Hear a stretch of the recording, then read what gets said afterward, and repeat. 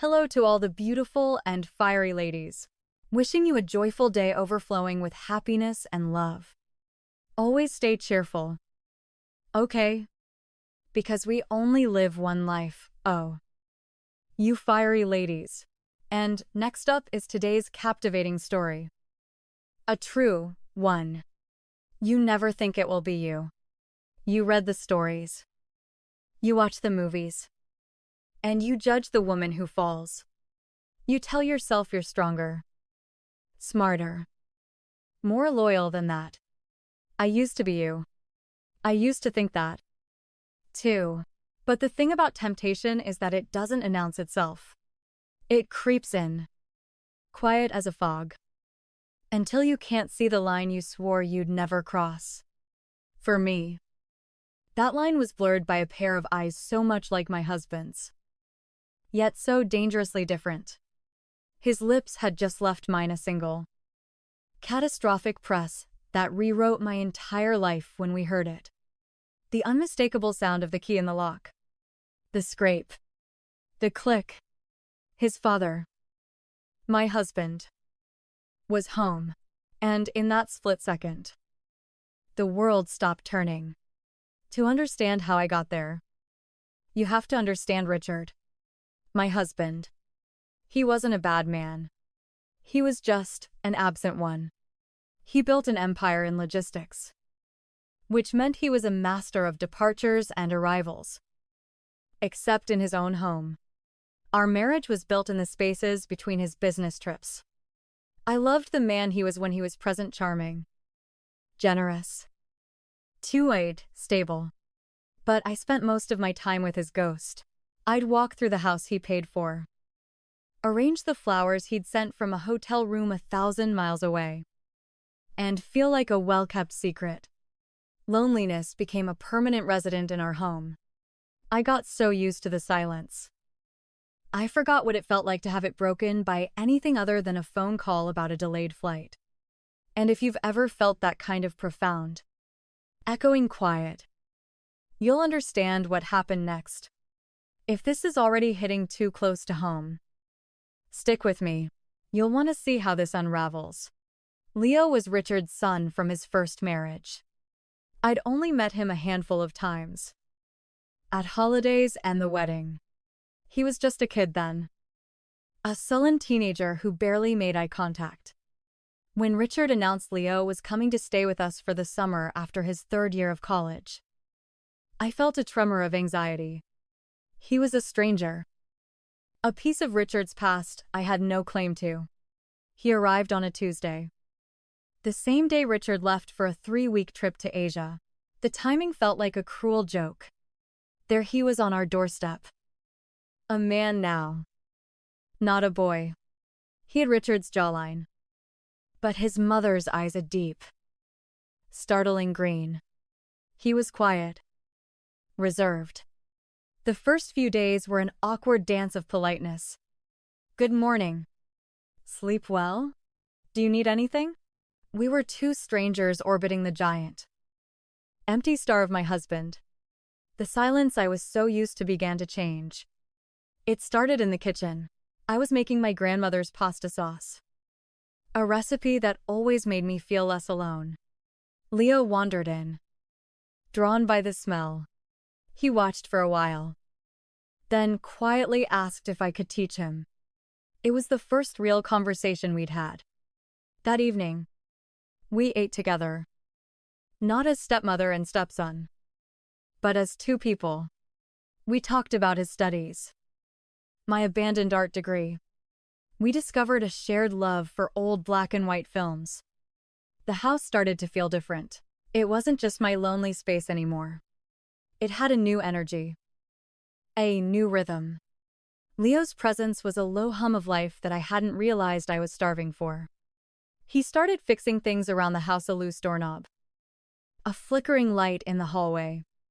Small acts of care that Richard, in his perpetual rush, never noticed. I remember the exact moment the shift happened. I was in the garden, reading. I had this feeling of being watched. I looked up towards the house. And he was standing at the kitchen window, just looking at me.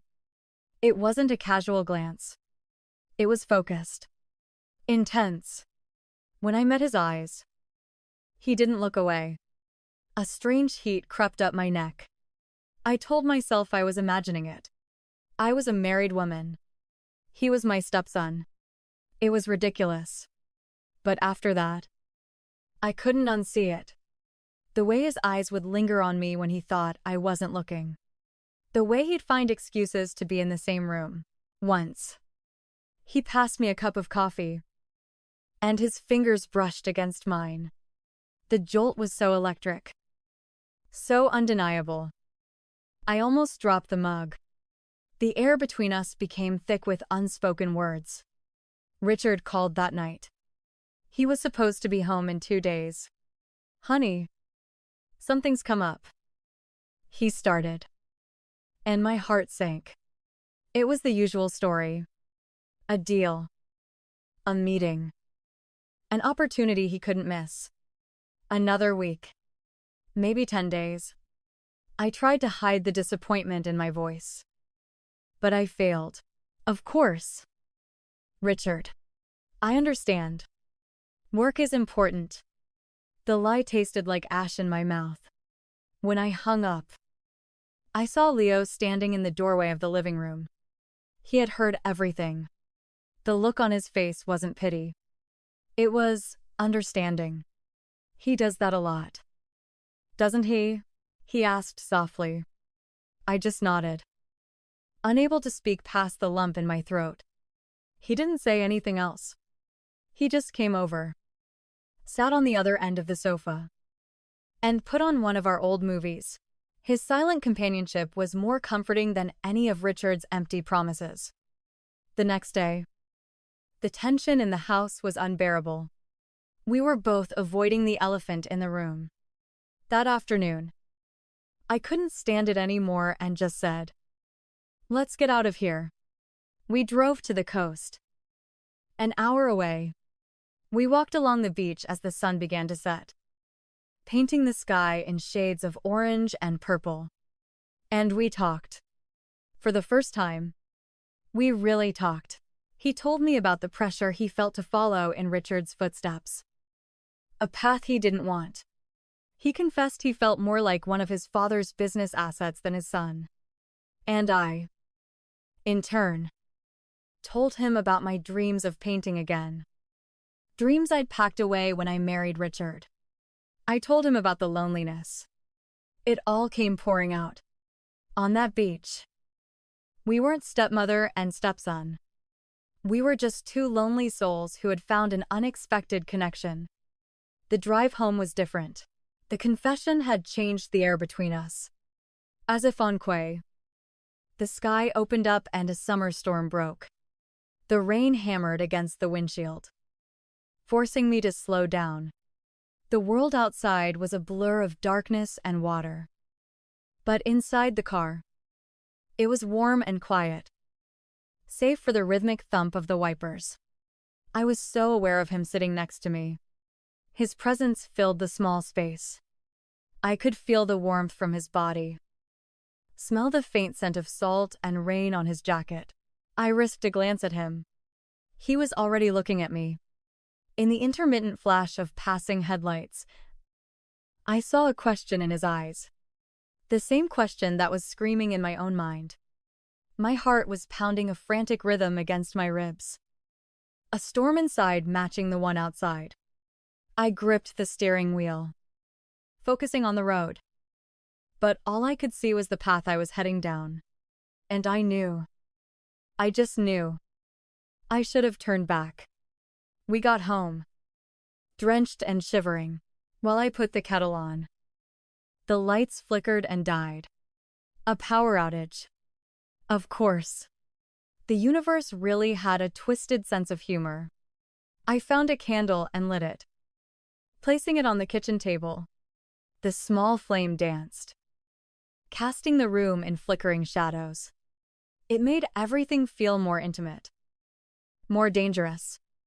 We sat in the near darkness, sipping our tea. The pretense was gone.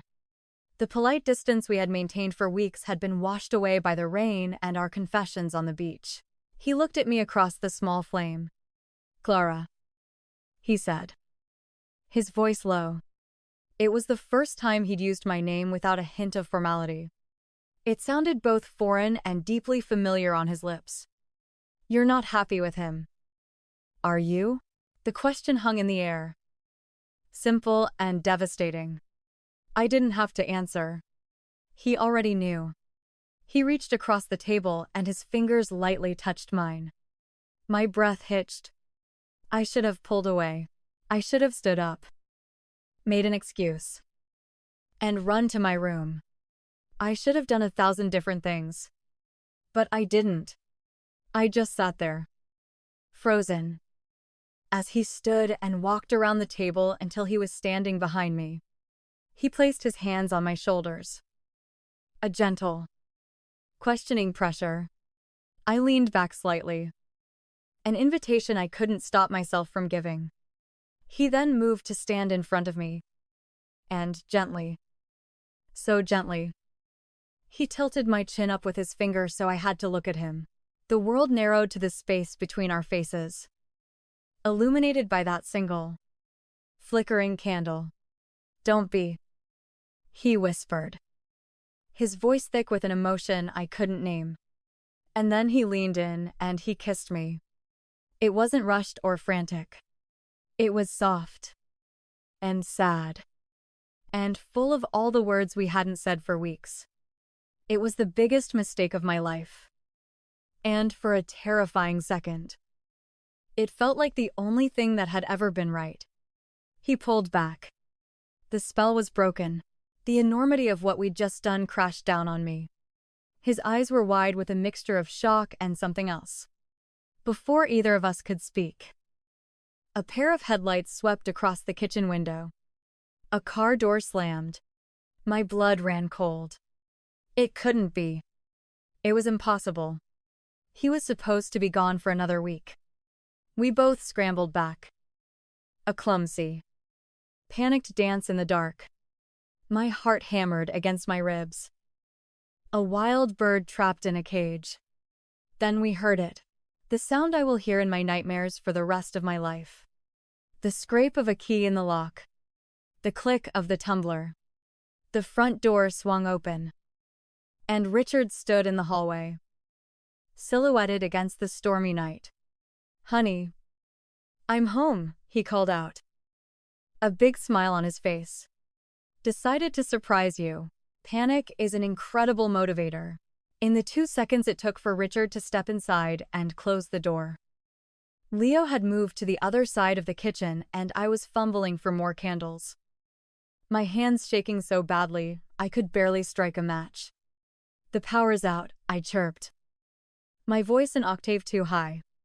"You just missed the storm." Richard came into the kitchen, dropping his wet coat on a chair. "What a welcome." He laughed, oblivious. His eyes moved from me to Leo, who was leaning against the counter, trying to look casual. The air was so thick with guilt you could have cut it with a knife. "Everything okay here?"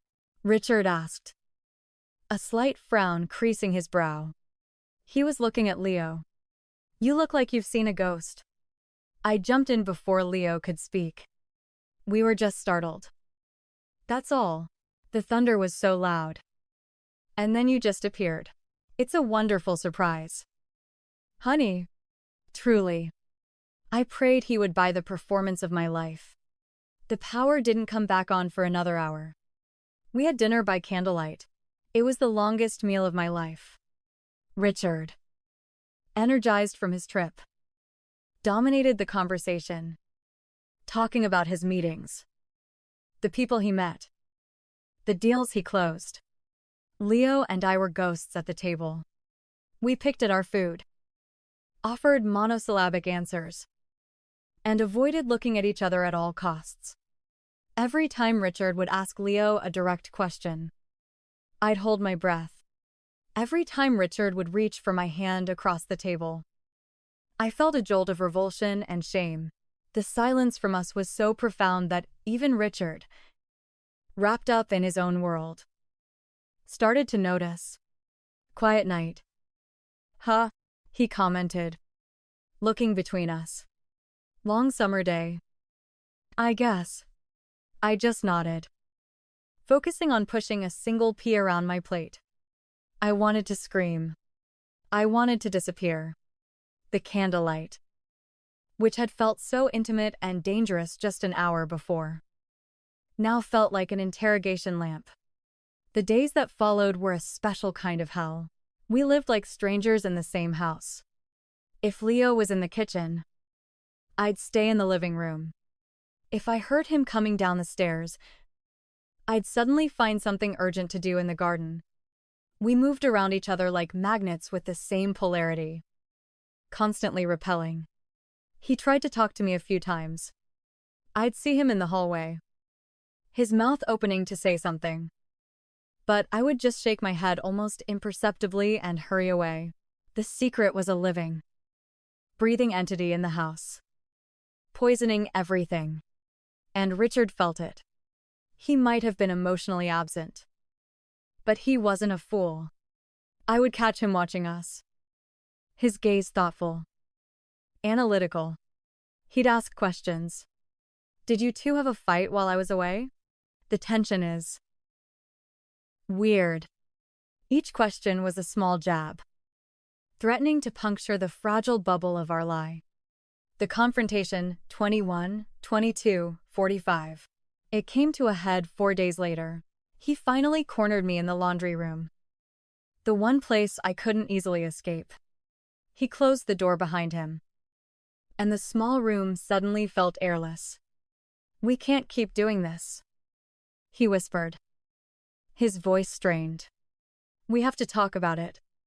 There's nothing to talk about, I hissed back, my eyes darting towards the door. It was a mistake.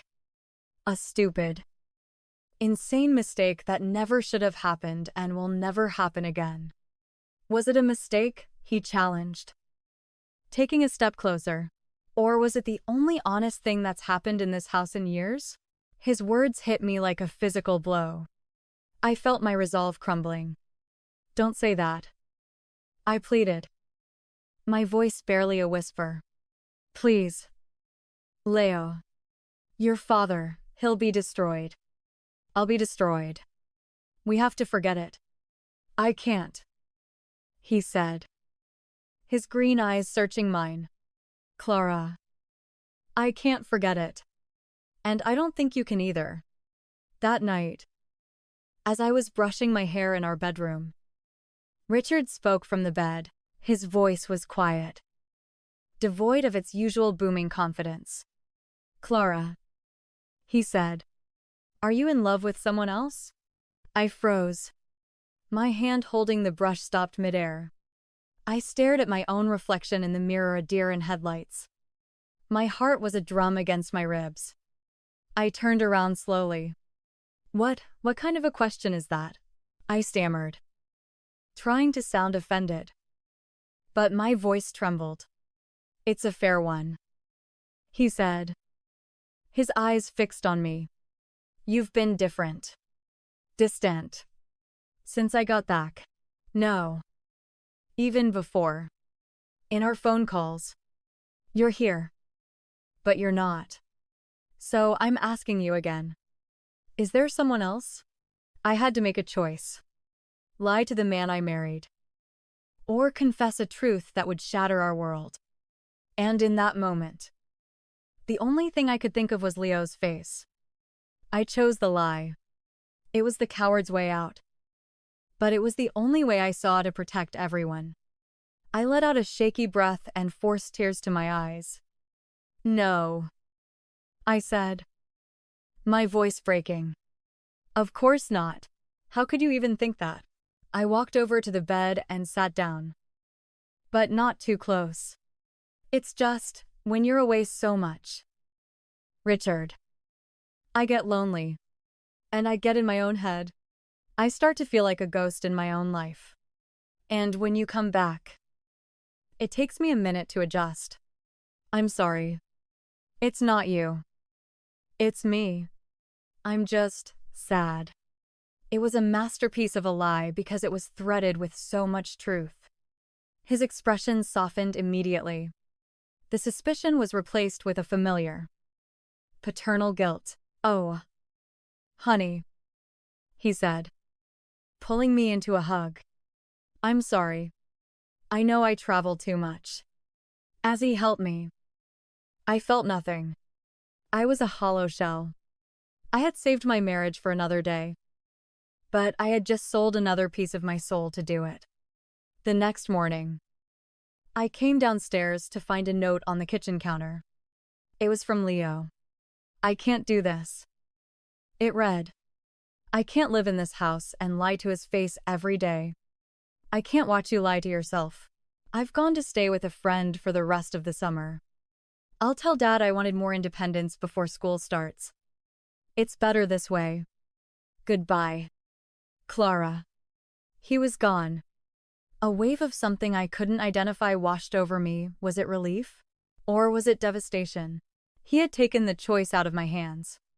He had made the sacrifice. He was protecting his father. And, in a way, he was protecting me. I should have been grateful, but as I stood there in the silent kitchen, holding his note, all I felt was the crushing weight of his absence. The house was quiet again. But this was a new kind of silence. It wasn't empty anymore. It was full of the ghost of what we had done. Richard bought Leo's excuse without a second thought. "It's about time the boy grew up a bit," he'd said, pleased. And just like that, life was supposed to go back to normal. But it didn't. The lie had saved the marriage, but it had killed it at the same time. Richard, true to his word, tried to be home more. He planned date nights. He bought me gifts. But he was trying to reconnect with a woman who was no longer there. I was a phantom. I smiled at the right times, said the right things. But my heart was a locked room. The secret I was keeping had built a wall between us that was higher and thicker than any physical distance his job had ever created. I had gotten what I thought I wanted: my husband's presence. But I had lost myself in the process. The loneliness I felt when he was away was nothing compared to the loneliness I felt sitting right next to him. One afternoon, I found myself in Leo's empty room. I don't know why. I just stood there, in the silence. Then, I went and found my old art supplies, buried in the back of a closet. I set up a canvas, and for the first time in years, I painted. I didn't think. I just let it out. The guilt, the shame, the forbidden desire, the loneliness. It all poured onto the canvas in a chaotic storm of color. When I was finished, I stepped back. It was a mess of dark blues and angry reds. But right in the center, almost hidden, were two green eyes, staring back at me. And in that moment, I knew the lie wasn't sustainable. A life built on a foundation of deceit isn't a life at all. It's a prison. I didn't know what would happen. I didn't know if I would lose everything, but I knew I couldn't carry the secret anymore. I had to tell Richard the truth. Not for him. Not for Leo. For me. To, finally be free.